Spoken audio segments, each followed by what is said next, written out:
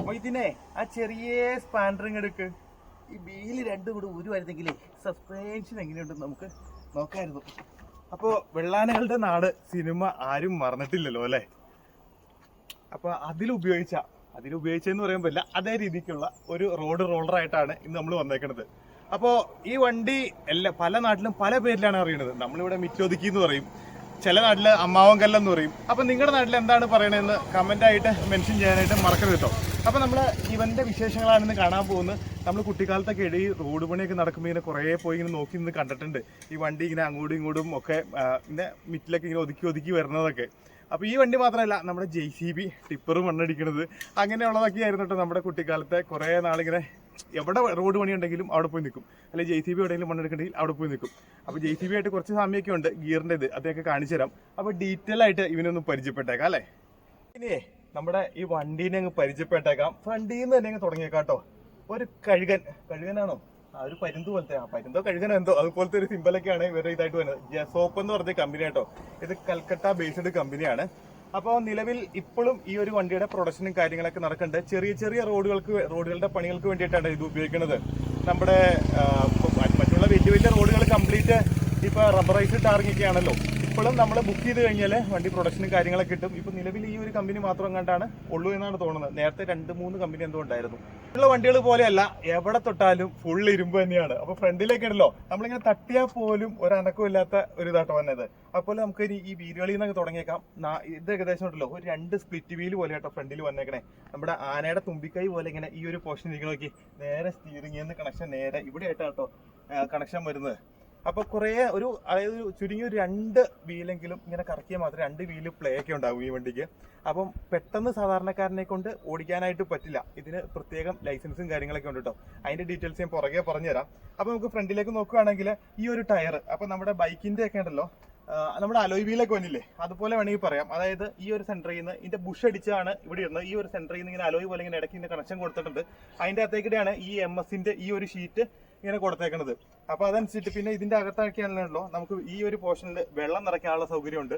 അതുപോലെ ഈ ഒരു പോർഷനിൽ മണലോ അല്ലെങ്കിൽ ഇരുമ്പോ അങ്ങനെ വെയിറ്റ് കൂടാനായിട്ട് ഏകദേശം ഈ വണ്ടി ഒരു 8 ടണ്ണോളമാണ് വരുള്ളൂ. നമുക്ക് ടണ്ണ് കുറച്ചും കൂടെ കൂട്ടണം എന്ന് വെച്ചാൽ നല്ല രീതിക്ക് ഒതുങ്ങി കിട്ടണമെങ്കിൽ ടണ്ണ് കൂട്ടണമെങ്കിൽ ഇതിന്റെ അകത്തേക്ക് നമുക്ക് ഈ സാധനങ്ങളെല്ലാം ഫില്ല് ചെയ്യാനായിട്ട് പറ്റും. അതുപോലെ തന്നെ ഈ ഒരു കണക്ഷൻ ഇങ്ങനെ ഒരു സി ടൈപ്പ് പോലത്തെ ഒരു ചാനൽ കൊടുത്തേക്കാണ്. അതിന്റെ അകത്തേക്കാണ് ഈ കണക്ഷൻ കൊടുത്തേക്കുന്നത്. അപ്പൊ കുറെ നേരം നമ്മളിങ്ങനെ സ്റ്റിയറിംഗ് തിരിച്ചാൽ മാത്രമാണ് ഇത് അങ്ങോട്ടും ഇങ്ങോട്ടും റൊട്ടേറ്റ് ചെയ്യുള്ളൂ. അവിടെ നിന്ന് നേരെ പുറകോട്ട് വരും. അപ്പൊ നമുക്കിനി സ്റ്റിയറിംഗ് ബോക്സോ കാര്യങ്ങളൊക്കെ കാണാം. ഇതങ്ങ് തുറന്നിട്ട് ഇതാണ് ഇതിന്റെ സ്റ്റിയറിംഗ് ബോക്സ് തന്നെ കേട്ടോ. അപ്പൊ സ്റ്റിയറിംഗിലെ ഇങ്ങനെ കണക്ഷൻ നേരെ വന്നിട്ട് ഇങ്ങനെ കൊടുത്തേക്കുവാണ്. അതായത് റേഡിയേറ്ററിന്റെ ഈ ടാങ്കിന്റെ ടോപ്പിക്കൂടെയാണ് ഇങ്ങനെ കണക്ഷൻ ഡയറക്റ്റ് കൊടുത്തേക്കണേ. നമുക്ക് ഈ സ്റ്റിയറിംഗ് അനക്കുമ്പോൾ കേട്ടോ കറക്റ്റായിട്ട് കാണാൻ പറ്റും. അപ്പം ഇവിടെയാണ് നമുക്ക് ഗ്രീസ് കാര്യങ്ങളെല്ലാം ഫില്ല് ചെയ്യാനായിട്ട്. അതുപോലെ ഈ ഒരു പോർഷനിൽ തുറക്കാൻ പറ്റും. ഇവിടെയാണ് നമ്മൾ ഓയിൽ വെക്കുന്നത് കേട്ടോ. പിന്നെ വെള്ളം ഇവിടെ വയ്ക്കുന്നു.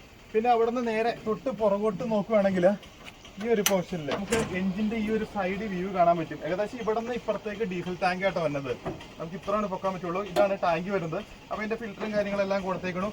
അപ്പൊ ഇതിന്റെ ക്ലച്ച് വരുന്നത് ഒരു കോൺ ഷേപ്പ് ക്ലച്ച് കാര്യങ്ങളൊക്കെ ആയിട്ട് തന്നെ നമ്മുടെ ഒരു ജീപ്പിന്റെ എഞ്ചിന്റെ സൈസിലൊക്കെ ഉള്ള ഏകദേശം ഒരു 3030 cc ഒരു എഞ്ചിനായിട്ട് തന്നെ 4 സിലിണ്ടർ എഞ്ചിനാണ്.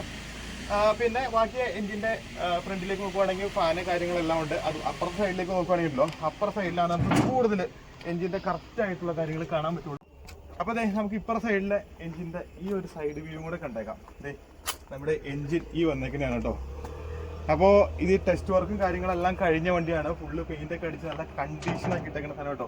അതുപോലെ ഈ ഒരു സൈഡിലൊക്കെ ആണെങ്കിലും ഉണ്ടല്ലോ വെള്ളത്തിന്റെ ടാങ്ക് കൊടുത്തിട്ടുണ്ട്. അപ്പർ സൈഡിലും ഉണ്ട്. അപ്പൊ ഈ പണ്ടൊക്കെ ആണെങ്കിൽ നമ്മൾ റോഡ് പണിയൊക്കെ നടക്കുമ്പോൾ ഇങ്ങനെ കാണത്തില്ലേ, അതായത് അത്യാവശ്യം ലൂപ്രിക്കൻ്റ് ആയിട്ട് ഉപയോഗിക്കുന്ന വെള്ളമാണ് റോട്ടിക്കട ഇങ്ങനെ ഉരുട്ട് ടാറുമായിട്ട് പിടിക്കാതിരിക്കാൻ വേണ്ടിയിട്ട് റോട്ടിക്കട ഇങ്ങനെ റോഡിങ്ങനെ ലെവൽ ചെയ്തുകൊണ്ടിരിക്കുന്ന സമയത്ത് ഈ ചേച്ചിമാരൊക്കെ ഇങ്ങനെ വെള്ളമൊക്കെ എടുത്ത് ഇതിൻ്റെ അകത്തേക്ക് ഒഴിക്കും. ചാക്ക് നനഞ്ഞെടുത്ത് ഇങ്ങനെ പൊത്തി പിടിക്കും. അങ്ങനെയുള്ളതെല്ലാം കണ്ടിട്ടില്ലേ. അപ്പോൾ അതിന് വേണ്ടിയിട്ട് വെള്ളത്തിൻ്റെ ടാങ്കും കാര്യങ്ങളൊക്കെയാണ് വെച്ചേക്കുന്നത്. അപ്പുറം സൈഡിലും ഉണ്ട്. പിന്നെ അവിടെ നിന്ന് നേരെ ഈ പുറകോട്ട് നോക്കുകയാണെങ്കിൽ നമുക്ക് ടയറിൻ്റെ ഒരു പോർഷൻ. അപ്പോൾ ഇത് ഇത്രയും വലിയൊരു ടയറാണ് വന്നിരിക്കുന്നത്. അപ്പോൾ നമ്മൾ ഫ്രണ്ടിൽ പറഞ്ഞ പോലെ തന്നെ നമുക്ക് വെള്ളം ഫില്ല് ചെയ്യണമെങ്കിൽ വെള്ളം ഫില്ല് ചെയ്യാനായിട്ട്, അതുപോലെ തന്നെ മണലൊക്കെ ഫില്ല് ചെയ്യണമെങ്കിൽ മണലും അതിൻ്റെ അകത്തേക്ക് ഇട്ട് വെയിറ്റ് കൂട്ടാനൊക്കെ പറ്റും. അതേപോലെ തന്നെയാണ് ഇവിടുത്തെ ഫ്രണ്ടിലെ കുറച്ച് ചെറിയ വീലാന്നുള്ളൂ. ബാക്കിലേക്ക് വരുമ്പോഴേക്കും കുറച്ചും കൂടെ വലിയ വീല്. പിന്നെ അവിടെ നിന്ന് നേരെ ഏറ്റവും പുറകിലൊരു പോർഷനിലേക്ക് വെക്കാം. അപ്പോൾ നമുക്ക് വണ്ടിയൊക്കെ ഒന്ന് ടോയിൻ ചെയ്ത് വലിക്കണമെങ്കിലോ അല്ലെങ്കിൽ നമ്മുടെ സിമെന്റ് മറ്റേ ടാറ് മിക്സ് ചെയ്യണ ഇതില്ലേ, ആ ഒരു വണ്ടിയൊക്കെ കെട്ടി വലിച്ച് കൊണ്ടുപോകണേ കണ്ടിട്ടില്ല ഈ ഒരു ഹുക്കിലും കാര്യങ്ങളൊക്കെ വെച്ചിട്ട്. അത്യാവശ്യം വണ്ടിയുടെ ടൂൾ ബോക്സ് കാര്യങ്ങൾ അങ്ങനെയുള്ള സാധനങ്ങളൊക്കെയാണ് കേട്ടോ ഇതിന്റെ അകത്ത് വെക്കുന്നത്. വണ്ടിക്ക് അകത്ത് വേറെ വെക്കാനും സ്ഥലം കാര്യങ്ങളൊന്നും ഇല്ലല്ലോ. പിന്നെ എല്ലാ വണ്ടിക്കും അതിന്റെ രജിസ്ട്രേഷൻ ഡീറ്റെയിൽസ് കാര്യങ്ങളെല്ലാം ഉണ്ട്. ഈ വണ്ടിയുടെ നമ്പർ ഡീറ്റെയിൽസ് എല്ലാം ഈ വന്നേക്കണെയാണ്. പിന്നെ അപ്പുറത്തെ പോലെ തന്നെയാണ് ഈ ഒരു പോർഷനിലേക്ക് വന്നേക്കണേ. ഈ ബാക്കിലായിട്ട് നമുക്ക് ടൂൾ ബോക്സ് കാര്യങ്ങളെല്ലാം കൊടുത്തിട്ടുണ്ട്. പിന്നെ ടോപ്പിൽ നമുക്ക് മഴയും വെയിലും ഒക്കെ കൊള്ളാതിരിക്കാൻ വേണ്ടിയിട്ട് അതിന്റെ മേൽക്കൂര. അപ്പൊ ഈ മേൽക്കൂരയ്ക്ക് കൊണ്ടൊരു പ്രത്യേകത, ഇവിടെ 4 കാല് കൊടുത്തിട്ടുണ്ട്. അപ്പുറത്തെ കാലിലാണ് നമുക്ക് സൈലൻസറിന്റെ പൈപ്പ് മുകളിലേക്ക് പോകുന്നത്, അത് പുക മുകളിലേക്ക് പോകാനായിട്ട്. അത് സൈലൻസറിന്റെ പൈപ്പും ഇതിന്റെ കാലുമായിട്ടാണ് വന്നിരിക്കുന്നത്. അപ്പൊ ഇതിന്റെ മേൽക്കൂര ഉണ്ടല്ലോ, അപ്പൊ ഏറ്റവും ടോപ്പിലായിട്ട് കുറച്ച് പല കൊടുത്തിട്ടുണ്ട്. ചൂട് കാര്യങ്ങളൊക്കെ കുറച്ച് കുറയ്ക്കാനായിട്ട്. റോഡ് പണിയൊക്കെ നടക്കുമ്പോഴേക്ക് ഭയങ്കര ചൂടും പൊടിയും ഒക്കെ ആയിരിക്കുമല്ലോ.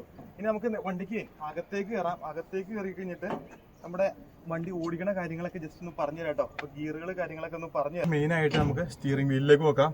സ്റ്റിയറിംഗ് വീൽ നോക്കി ഏകദേശം 2 റൗണ്ടോളം പ്ലേ ഉള്ള സ്റ്റിയറിംഗ് വീലാട്ടോ വന്നത്. നല്ല കട്ടിയ കാര്യങ്ങളൊക്കെ ഉണ്ട്, ചില്ലറ പാടൊന്നുമില്ല കേട്ടോ. പിന്നെ അത്യാവശ്യം നല്ല രീതിക്ക് കൈ തെളിഞ്ഞ് വണ്ടി ഓടിച്ച് കൈ തെളിഞ്ഞ ആൾക്കാർക്ക് മാത്രമാണ് ഈ വണ്ടി കൊണ്ടു നടക്കാനായിട്ട് പറ്റുള്ളൂ. കാരണം എന്താണെന്ന് വെച്ച് കഴിഞ്ഞാൽ ഇതിന് ബ്രേക്കില്ല. ബ്രേക്ക്, ഇതിന്റെ ഗിയർ സിസ്റ്റം, ഇനി അങ്ങനെയുള്ള കാര്യങ്ങളൊക്കെ പറയാട്ടോ. അപ്പൊ ഈ വണ്ടി ഓടിക്കണതിന്റെ ആദ്യം ഗിയർ എന്ന് പറയണ്ടേ, ഗിയർ പറയാട്ടോ. അപ്പോൾ ഈ ഒരു കാണുന്നതാണ് ഇതിന്റെ ഫ്രണ്ട്. നമ്മുടെ ആദ്യം പറഞ്ഞ പോലെ JCBയുടെ ഫ്രണ്ടിലോട്ടും ബാക്കിലോട്ടും അതേ ഒരു സെറ്റപ്പ് തന്നെയാണ്. ഈ ഒരു ലിവർ ഉണ്ടോ ചെറുതായിട്ട് ഞെക്കണേ. അപ്പൊ ഇത് വെച്ചിട്ടാണ് നമ്മുടെ ഇതിന്റെ ബ്രേക്കിങ് കാര്യങ്ങളെല്ലാം പറയണത്. ഈ വണ്ടിയൊക്കെ വരുമ്പോഴേക്കും ആൾക്കാരോട് മാറി നിൽക്കുന്നു പറയാറില്ലേ. അപ്പൊ നേരത്തെ കുഞ്ഞിലേക്ക് ഞാനൊക്കെ ഫ്രണ്ടിൽ വന്നൊക്കെ നിന്നിട്ടുണ്ട് കേട്ടോ. ഞാനൊക്കെ ഓർത്തോണ്ടിരുന്നത് JCB വെച്ചാൽ നമ്മുടെ ലോറിയും കാറും ഒക്കെ പോലെ ബ്രേക്കും ക്ലച്ചും ഒക്കെ കാലയിലൊക്കെ ആയിരിക്കും ഓർത്തോണ്ടിരുന്നത്. പിന്നെയല്ലേ മനസ്സിലാവണത് ഇങ്ങനെയൊക്കെയാണെന്ന്. അപ്പൊ ഇത് മുന്നോട്ട് ഇങ്ങനെ ഇട്ട് കഴിഞ്ഞാൽ ഫ്രണ്ടിലേക്ക് പോകും. അതുപോലെ തന്നെ ഈ ഒരു സ്വിച്ച് പിടിച്ചിട്ട് ഈ ഒരു പൊസിഷൻ ന്യൂട്രലാണ് കേട്ടോ.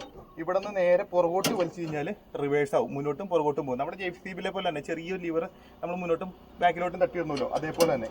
അപ്പൊ നിലവില് ഇപ്പൊ ന്യൂട്രലാണ് നമ്മൾ ഇട്ടേക്കുന്നത്. ഇനി ഇവിടെ ആയിട്ട് 2 ഗിയർ ലിവർ വന്നിട്ടുണ്ട്. ഇവിടെയാണ് 4 ഗിയർ ഉള്ളത്. ഈ വണ്ടിയുടെ ഏറ്റവും വലിയ പ്രത്യേകത എന്ന് വെച്ചാൽ ഏത് ഗിയറിൽ വേണേ ഇട്ടിട്ട് വെച്ചാൽ നിർത്തിയിട്ട് ശേഷമാണ് നമ്മൾ ഗിയർ ഇട്ടിട്ട് വണ്ടി മുന്നോട്ട് എടുക്കുന്നത്.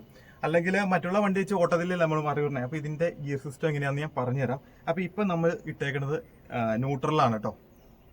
നമ്മള് നേരെ വണ്ടി ഫസ്റ്റിലേക്ക് ഇടാൻ പോവാണ്. ഫസ്റ്റിലേക്ക് ഇടാൻ നേരത്ത് ഈ ഒരു ലിവറ് പുറകോട്ട് വലിച്ച് ഇവിടെ ഇട്ടു. ഈ ഒരു ലിവറ് നേരെ മുന്നോട്ട് വിട്ടു. അപ്പൊ ഇവിടെ ഇങ്ങനെ ഇടയ്ക്ക് വെട്ടുകൾ കൊടുത്തിട്ടുണ്ട് കേട്ടോ. ഇച്ചിരി ടൈറ്റ് ആണ്. അപ്പൊ ഈ വെട്ടുകളിലേക്ക് കറക്റ്റ് വീണ് കഴിഞ്ഞാൽ ഇതിപ്പോ ഫസ്റ്റ് ഗിയർ ആയി. ഇനി നമ്മളടുത്ത് സെക്കൻഡ് ഗിയർ ഇടാനായിട്ട് ഈ ഗിയറിന്റെ പൊസിഷൻ ഇത് തന്നെയാണ്. സെക്കൻഡ് ഗിയർ ഇവിടെ നിന്ന് നേരെ മുന്നോട്ട് ഇങ്ങനെ വലിച്ചിട്ട് കഴിഞ്ഞാൽ സെക്കൻഡ് ഗിയർ ആയി. ഇനി നമുക്ക് ഇവിടുന്ന് തേർഡിലേക്ക് ഇടാൻ പോവാണ്. തേർഡിലേക്ക് ഇടാൻ നേരത്ത് ഈ ഒരു ഗിയറും അതുപോലെ തന്നെ ഈ ഒരു ഗിയറും നേരെ പുറകിലേക്ക് ഇട്ട് കഴിഞ്ഞാൽ ഈ ഒരു വെട്ടിലേക്ക് ഇട്ട് കഴിഞ്ഞാൽ നേരെ തേർഡ് ഗിയർ ആയി. അപ്പൊ ഇനി നമുക്ക് 4ാമത്തെ ഗിയർ ഇടാം. 4ാമത്തെ ഗിയർ ഈ ഒരു ഗിയറിന്റെ പൊസിഷൻ ഇത് തന്നെ. ഇനി ഈ ഒരു ഗിയർ നേരെ ഫ്രണ്ടിലേക്ക്, ഏറ്റവും ഫ്രണ്ടില്. ഇതിപ്പോ 4ാമത്തെ ഗിയർ. അപ്പൊ ഏതൊരു ഗിയർ മാറിക്കഴിഞ്ഞാലും നമ്മൾ നിർത്തി തന്നെയാണ് ഗിയർ മാറുന്നത്. ഇത്തിരി ടൈറ്റ് കാര്യങ്ങളൊക്കെ ഉണ്ട്, അതിന്റെ ബുദ്ധിമുട്ടും ഉണ്ട് കേട്ടോ. പിന്നെ മുന്നോട്ടും പുറകോട്ടും പോകാനായിട്ട് ഈ ഒരു ലിവറിന്റെ സഹായത്താല്. അതുപോലെ തന്നെ ഇവിടെ 2 ലോക്കും കൂടെ വന്നിട്ടുണ്ട് കേട്ടോ. ഈ ലോക്ക് എന്താണെന്ന് വെച്ച് കഴിഞ്ഞാൽ ഈ ഒരു ഗിയർ സ്ലിപ്പ് ആവാതിരിക്കാൻ വേണ്ടിയിട്ടാണ് ഇവിടെയും കൊടുത്തിട്ടുണ്ട് കേട്ടോ. തള്ളിപ്പോയി കഴിഞ്ഞാൽ കയ്യിൽ നിൽക്കൂല. നമ്മുടെ ഡ്രൈവ് കൂടുതൽ ഈ ഒരു സൈഡിലെ വീലാട്ടോ വരുന്നത്. അതായത് ഈ സീറ്റിന്റെ അടിയിലായിട്ട് ചെറിയൊരു ലിവർ കൊടുത്തിട്ടുണ്ട്. ഈ ലിവറിൽ വെച്ച് കഴിഞ്ഞാൽ നമ്മൾ ഈ ഒരു സൈഡ് ചെളി കിടന്ന് താഴുവന്ന് നോക്ക്. അപ്പൊ താന്ന് കഴിയുമ്പോൾ ഇപ്പർ സൈഡിലേക്ക് ഫീല് ഫ്രീ ആണ്. അപ്പൊ ഇപ്പർ സൈഡ് കറങ്ങിയിട്ട് കയറി പോകണം. അങ്ങനെ വരുമ്പോൾ ഈ ഒരു ലിവർ എടുത്തിട്ട് നമ്മൾ ഇപ്പർ സൈഡിലേക്ക് വലിച്ചിടും. അപ്പൊ അപ്പർ സൈഡിലേക്ക് ഡ്രൈവ് വരുന്നു, വണ്ടി അവിടെ നിന്ന് കയറി പോകുന്നു. നമ്മുടെ ഇപ്പോഴുള്ള ഭാരത് ബെൻസിലേക്കുള്ള സിസ്റ്റം അന്ന് ഇതിലേ ഉണ്ട് കേട്ടോ, പണ്ട് ഇതിലേക്ക് ഉണ്ട്. പിന്നെ നമുക്ക് ബാക്കി ഈ ഒരു പോർഷനിലെ കാര്യങ്ങളൊക്കെ ഒന്ന് കണ്ടേക്കാം. അപ്പൊ ഇപ്പുറത്തേക്ക് നോക്കുകയാണെങ്കിൽ നമുക്ക് നമ്മുടെ ആക്സിലേറ്റർ വന്നത് ഈ തന്നെ ഈ ഒരു പിനിയ ഇതാട്ടോ. അപ്പൊ ഇതിനകത്ത് നമുക്ക് ഇങ്ങനെ പിരിച്ചു വെച്ച് കൂട്ടുകയും കുറയ്ക്കുകയും ചെയ്യാം. ഇത് ഇങ്ങനെ പിരിച്ചു വെക്കുന്നു, നേരെ ഓപ്പോസിറ്റ്. ആക്സിലേറ്റർ കൂട്ടണമെങ്കിൽ കൂട്ടിയിടുന്നു, കുറയ്ക്കണമെങ്കിൽ കുറച്ചിടുന്നു. അതുപോലെ തന്നെ ഇപ്പുറത്തേക്ക് നോക്കുകയാണെങ്കിൽ നമ്മുടെ ഫ്യൂവലിന്റെ കട്ട് ഓഫ് ആണ് ഈ വന്നേക്കുന്നത്. അതായത് നമുക്കിപ്പം വലിയ പൈപ്പ് എന്തെങ്കിലുമൊക്കെ പൊട്ടിപ്പൊക്കെ പോയിട്ടുണ്ടെങ്കിൽ നേരെ ഇത് വലിച്ച് നമുക്കിവിടെ ക്ലോസ് ചെയ്യാൻ പറ്റും. ഇതിന്റെ അകത്താണ് ഡീസൽ ടാങ്ക് വരുന്നത്. പിന്നെ അവിടെ നിന്ന് ഇപ്പുറത്തേക്ക് നോക്കുകയാണെങ്കിൽ ഈ കണ്ണാട്ടോ നമ്മുടെ സ്റ്റോപ്പർ, ഈ കണ്ണാണ്. പിന്നെ ഇഗ്നേഷൻ ഇടാനുള്ള പോയിന്റ് ഈ വന്നേക്കണെയാണ്. അതുപോലെ തന്നെ ഇത് ഹെഡ്ലൈറ്റിന്റെ ആണ്. പിന്നെ ഇപ്പുറത്തേക്ക് നോക്കുകയാണെങ്കിൽ 2 അപ്പോൾ അതെ ഇവിടെ 2 മീറ്റർ കൊടുത്തിട്ടുണ്ട്. ഒരെണ്ണം ആംബിയർ ആണ്, ഒരെണ്ണം ഓയിൽ പ്രഷർ കേട്ടോ. അപ്പോൾ ഇത്രയാണ് ഇതിൻ്റെ അകത്തുള്ള കാര്യങ്ങൾ. പിന്നെ അതെ ഇവിടുത്തെ ഒരു വ്യൂ നോക്കി. അതുപോലെ തന്നെ ഇവിടെ ചെറിയൊരു ലിവറും കൂടെ കൊടുത്തിട്ടുണ്ട്. ഇതെന്താന്ന് വെച്ച് കഴിഞ്ഞാൽ ദേ ഇവിടെ അതിൻ്റെ അകത്ത് വെയിറ്റ് കണ്ടോ, ഈ ഒരു കട്ട. അതെന്താണെന്ന് വെച്ച് കഴിഞ്ഞാൽ നമുക്ക് ഇപ്പോൾ കയറ്റമൊക്കെ കയറുമ്പോൾ ഫ്രണ്ടൊക്കെ പൊങ്ങാതിരിക്കാൻ വേണ്ടി ഇത് മുന്നോട്ടും പുറകോട്ടും ഇങ്ങനെ കയറ്റി ഇറക്കിയിടാൻ പറ്റും.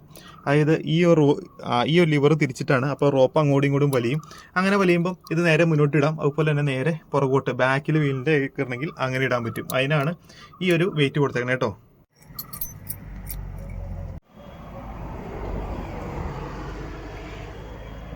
വണ്ടി ഇനി സ്റ്റാർട്ട് ചെയ്യാൻ പോവാണ്. സ്റ്റാർട്ട് ചെയ്യാൻ ഇതിട്ട് താക്കോല് ജസ്റ്റ് നോർമൽ വണ്ടികൾ തിരിക്കണേ പോലെ നേരെ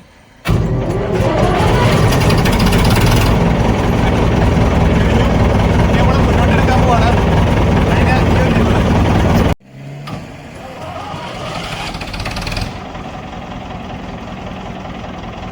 അപ്പോൾ നമുക്ക് നമ്മുടെ വണ്ടി ഇന്ന് വിട്ടു നിൽക്കുന്നത് നമ്മുടെ ജോയിച്ചേട്ടനാണ്. ജോയിച്ചേട്ടാ നമ്മുടെ വീഡിയോയിലേക്ക് സ്വാഗതം.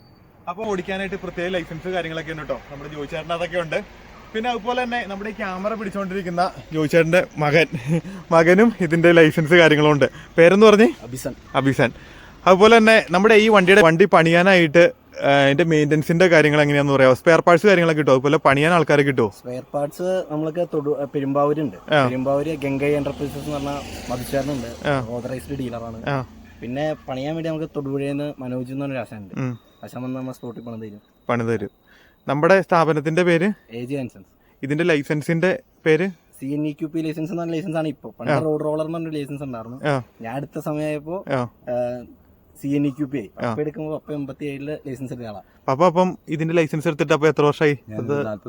40 വർഷം കഴിഞ്ഞു. 28 കൊല്ലം BMW ഡ്രൈവറായിട്ട് ജോലി ചെയ്തു. അതെ അല്ലേ. ഇപ്പൊ നിലവിൽ ഇത് റെന്റിന് കാര്യങ്ങളെല്ലാം കൊടുക്കുന്നു. അത്യാവശ്യം ചെറിയ വർക്കുകളാണെങ്കിലും ചെയ്തു കൊടുക്കുന്നു. അപ്പോൾ എന്തായാലും നമ്മുടെ വീഡിയോയിലേക്ക് സപ്പോർട്ട് ചെയ്തതിന് രണ്ടുപേർക്കും ഒരുപാട് താങ്ക് യു. അപ്പോൾ നമ്മുടെ വീഡിയോ ഇന്നത്തെ വീഡിയോ എങ്ങനെ ഉണ്ടായിരുന്നു? അപ്പോൾ എല്ലാവർക്കും ഇഷ്ടപ്പെട്ടെന്ന് വരുന്നു. ഇഷ്ടപ്പെട്ടില്ലെങ്കിൽ നിങ്ങളുടെ വിലയേറിയ നിർദ്ദേശങ്ങളും അഭിപ്രായങ്ങളും വീഡിയോയിൽ കമൻ്റ് ആയിട്ട് രേഖപ്പെടുത്താൻ മറക്കരുത്. അപ്പോൾ നിങ്ങൾ നമ്മുടെ ചാനൽ ആദ്യമായിട്ട് കാണണമെങ്കിൽ ലൈക്ക് ചെയ്യാനും ഷെയർ ചെയ്യാനും സബ്സ്ക്രൈബ് ചെയ്യാനും മറക്കരുത്. അപ്പോൾ ഇത്രയൊക്കെ പറഞ്ഞുകൊണ്ട് ബൈ.